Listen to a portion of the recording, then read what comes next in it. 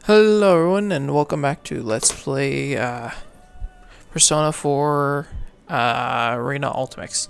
And last time we left off we actually did quite a bit. And this time we're going to be starting off with Why Are We Here? Which will probably be like a 5-minute part. But we'll just continue on after that. And right now, if any of fighting's involved, I have a controller. Of course, I have a new I have a new controller, so, I don't know, for some reason, whenever I pick up a new controller and charge the other one, it doesn't feel right. I can't play as good as I did on the other one, so it gives me time to warm up my controller. After seeing my companions off, I concentrate and find everyone's location. I have been entrusted with the task of providing support to everyone else. The ability to disseminate information among them all will be the key in navigating through this twisted labyrinth.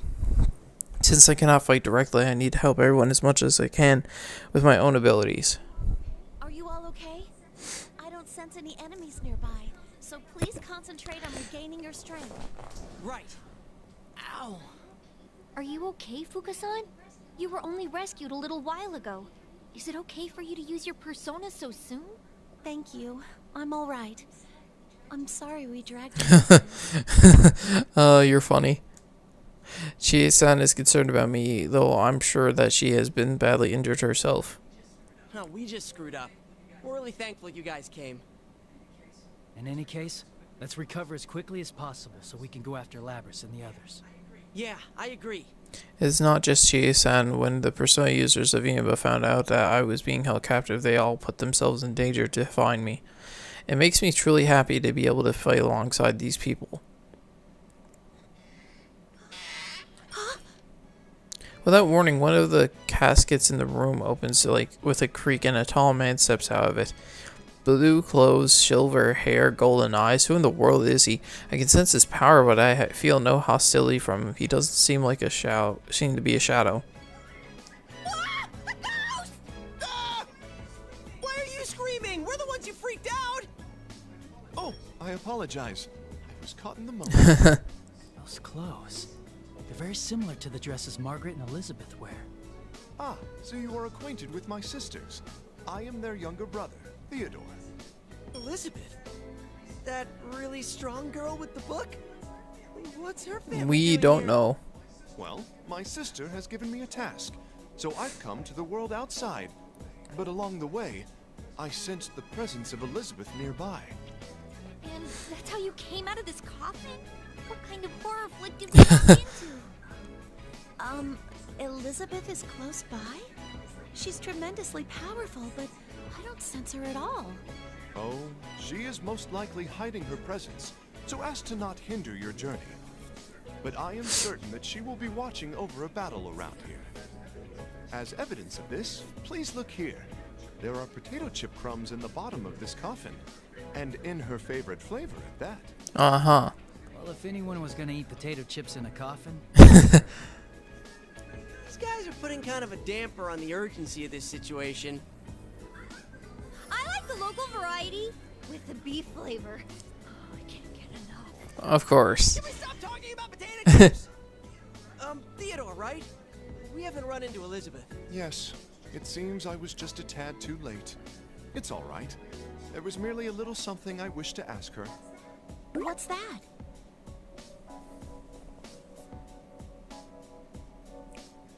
This is how Theodore's story goes. While out on an errand, Theodore saw a glimpse of his older sister, Elizabeth. He then decided to follow her and eventually reach this tower. What he describes as being out on an errand during a situation like this seems odd, but Hughes couldn't seem to understand and said that this man's sudden appearance makes sense if he really is related to the person he claims to is his sister. It seems that the man in blue is able to move about without being constrained by the rules that we've all been having trouble with. Could that be related to the way he feels different from everyone else? Theodore wanders around the room for a bit, but eventually he seems satisfied and comes back to us. Upon closer inspection, it seems you're all quite wounded. Forgive me for asking so brazenly, but why is it you continue to fight, even when you have been hurt to this extent? Why? I'm a little bewildered by the sudden question. What we are fighting for? What are we fighting this battle for? Are you asking why we're fighting? One moment, please. Theodore raises his hand to stop us and then froze his brow in thought. Hearing it from you would be too easy. I see. Could my sister have given me this opportunity to see the outside world, to broaden my horizons? Are you alright? Please forgive me. It seems I have a great deal to learn for myself. I guess he's gotta reach a conclusion. I'm sorry for causing you trouble. It seems this is a question I must answer on my own. Now, if you'll excuse me, I'll be taking my leave. Huh? You mean you're going back? Yes, this conversation with you has been highly significant. Please, excuse me. He enters the coffin again, doesn't he? What the hell was that just now? I've got no idea, but...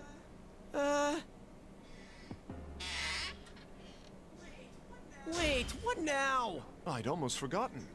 If you truly are in a great hurry to reach the top of this tower, then please make use of this door here. Well then? It's a door straight to the top, ain't it? What door? That is a coffin! That was mysterious. Theodore asked us why we were fighting. The reason I had such a hard time finding an answer is because I couldn't find a way to putting it into words. I mean, we all have our own reasons for being here. We peek behind the coffin lid that Theodore left through and discover a set of stairs leading up. I thank the man for his brief but helpful appearance and try to locate the others once again. Good, I can sense everyone's strong wills as they go around the school. It's reinvigorating, and I feel my own spirits lifting. What I need to do right now is nothing but do my best. So they can immediately get to the top from that room. Well, the others must feel like complete dumbasses. Alright, well, that's 7 minutes. God damn it, hiccups, go away. Mitsuru's anguish. Going wild. Going wild, Mitsuru's anguish. Going wild, Mitsuru's anguish. Let's go with Mitsuru's anguish. I don't know why. I swear to God, Mitsuru, if you get this fucking part banned, I will... Oh. I still don't like Mitsuru for that. In order to search for the Inaba persona users, Mitsuru and I searched the school building for an exit out of the tower. $10 says that these guys meet Kanji and Naoto, and Teddy and I guess meets Rise and Yukiko. Anyways, the school building for an exit out of the tower, but the interior of the building has been warped into a complete maze, a complex maze. I don't think we'll get out that easy. I'm detecting a set of stairs just up ahead. Would you please try going down a floor? Got it. Let us know if anything else comes up. This maze is rather troublesome. We must Jump out the fucking window like Akihiko did the other time. Mitsuru mutters to herself after she and Fuka end their conversation, and her voice sounds tenser than usual. It looks like something's on her mind, so I decide to talk to her. Are you still upset at how you and his friends got caught up in this? I am. But what truly bothers me is how I cannot get a full grasp on the Sho Minazuki character, who has been behind everything. Are we sure he's a persona user? When he fought against Labras, he didn't use a persona. In addition to that, the one who called himself the person behind the Labras disappearance said that he had no persona. Granted, that could have been an act to confuse us, but that still seems like a very unclear way of doing things. It's hard to believe that what he said was just an act. When I spoke directly with Minazuki, I saw his persona myself. This matches with what Narukami and his friends attested. Could he have an accomplice? An accomplice? Huh. Akihiko, this is only a hypothesis, but what if there were 2 Minazukis to begin with? 2? You mean the one who called himself Sho and the one who called himself Minazuki are 2 different people? No. His personalities changed before our very eyes. There's no doubt that they're the same body. But what if this isn't a case of multiple identity disorder? What if the two truly are completely separate personalities existing in the Could be same body? possible. Completely separate. What do you mean? You know, the plume of dust. Senpai, I'm detecting a shadow just up ahead of you. We immediately stop talking about the boy when Fuka's voice reaches us. There is only one door ahead of us at the end of the hallway.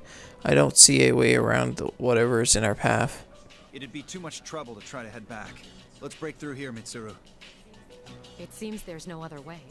The situation is growing more and more dire by the moment. We must deal with this as quickly as possible. We rush to the door and charge inside. On the other side is a normal classroom. Well, normal if you ignore the bizarre decor all over the wall. All over with a blackboard like lecture and rows of desks. The ace detective Aviva is waiting for us there. It's been a while. You two seem to have made it out of your predicament. How does it feel to have been rounded up like that? This Naoto is a fake. There's no reason to doubt it, but if it's well made, it would be hard to tell the difference unless you had a shadow detecting abilities like Fuka. If the enemy's goal wasn't to carve off pieces of our persona in battle, these accurate doubles would easily have been used as weapons against us. Enough idle conversation. Let's get this over with. We don't have a lot of time. Wait, Akihiko. As I get impatient to go into battle, Mitsuru's voice stops me. True, I guess we should listen to the fake saying words. We may be able to gain some clues after all. There's something I want you to tell me before I slay you. What is it? You can ask, but it doesn't mean I'll answer. Who created you fake people? Who is Minazuki? That's an odd thing to ask. Didn't you meet him yourself only a few moments ago? You should ask him yourself. Then again, you won't be given that chance as you'll never leave here. Let's go with Mitsuru. Give her a chance to fight.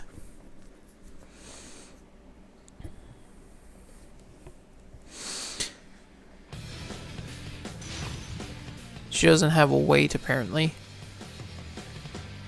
She only has a height.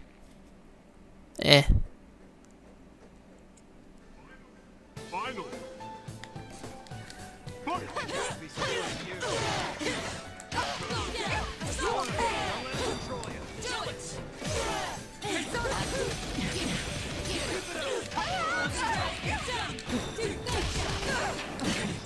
Get off of me!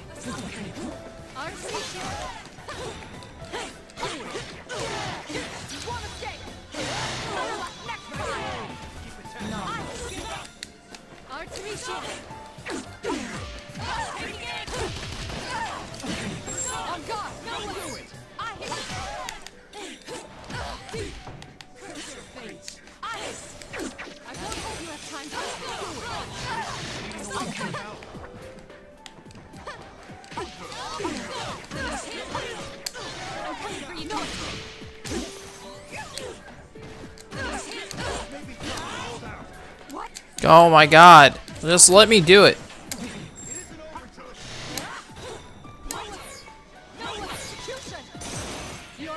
I don't know how that hit you, but okay. An elegant finish.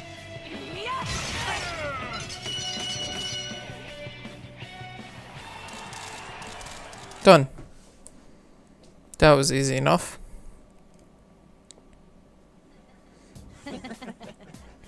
That was enjoyable. Please sit back and enjoy the spectacle of extinction. Well. Bye-bye, fake Naoto. And there goes persona fragments, which are useless. With an irritating jeer, the fake Naoto begins to crumble. The red pillars disappear as well as the set of stairs leading downwards appears inside the classroom. Mitsuru-senpai! Akihiko-senpai! Are you alright? Yeah, no problems on our end. The shadow disappeared before we could get any information out of it, though. We can't waste any time. Let's keep moving while we talk. Okay. Please head down those stairs then. That should get you out of the tower. Okay. We follow Fuka's directions and head for the exit. Along the way, I decide to pick up our discussion on Sho's true character. Mitsuru, back to what we were talking about earlier. It looked like Sho changed right in front of us. He switched personalities. What makes you think that it's not the ordinary form of split personality? Do you recall the conversation in the limo about Ikutsuki's personal experiment? Mm-hmm. I said there was an indication that a plume of dust was used. You mean the human experimentation we were talking about? That's definitely something a guy like Ikutsuki would have come up with. Oh shit, that was too loud, sorry. My bad. Involved transporting a plume of dust into a living person. What? Why would he do something like that? Considering that it could have been part of Ergo Research's attempts to create artificial persona users, it makes sense. It's most likely that Ikutsuki implanted a plume of dust into Minazuki in order to intentionally try to force a persona to appear. But Sho Minazuki didn't awaken to the persona ability. That much can be gathered from the fact that Ikutsuki labeled the experiment a failure. That bastard performed terrible experiments on young children all for his own gain, and he called this a failure. Ikutsuki put something strange inside a living person and simply wrote off what he did as a failure. That only proves how insane he'd been. Contrary to Ikutsuki's expectations, though, the experiment had a different result. What? The plume of dust grew a personality of itself. If a plume of dust was implanted into the body of a person who already had a personality, what would happen? A plume of dust stimulates the creation of an ego. So it's not out of the question that it would create a new personality in the same body. In other words, it wasn't split personalities in Sho's mind, but two completely entire entities in the same body. The original Sho and the personality that was created when the plume of dust was put inside of him. That's now calls itself just Minazuki. According to the records, after the operation, Minazuki entered a vegetative state after some time. Thus, Ikutsuki let go of Minazuki. He was then transported to a hospital in the suburbs of Inaba, and there are no records of Minazuki from there on. What happened from that point on, I can only speculate. But I wonder what sort of life Minazuki led after he regained consciousness. Mitsuru's expression softens. Even if Minazuki was created by Ikutsuki, this is just one last way that Ikutsuki's ghost still haunts us. Ikutsuki's research only followed similar experiments created by the Kurijo group. If Sho's past is as Mitsuru describes it, then he's yet another victim of the Kurijo group, and not just an enemy to be defeated. Not long after we pass through the main entranceway, we see a path leading to the school's main gates, which are painted in a strange pattern. Beyond that, nothing but red fog. There's no telling what state the town is in right now. Labra said that she wanted to speak with Minazuki. And now, so do I. We'd better rescue Yukiko's group and get back here then. Indeed. Let us accomplish our duties with haste. There's no point in denying that Kurijo is partly responsible for this series of cases. That's true won't change it. It's obvious that this is weighing heavily on Mitsuru's shoulders, since she is the head of the Kurijo group now. That's why I believe I truly understand how Mitsuru felt when she made the choice to step back from the front lines earlier and trust in her comrades. That's how it should be. Our two mates are all reliable people who will follow our lead. Fuka, what's Yukiko's position? I sent something southeast of there. Please be careful. As Fuka's communication cuts out, the school building behind us making a growing sound. It's so loud now I could feel that isn't a lot of time left. Mitsuru and I nod to each other before we begin running towards town. Oh, looks like I might be wrong. They're going to Yukiko's group, so that's Yukiko and Rise. Unless they're just all together, and then I don't know what the fuck Teddy and...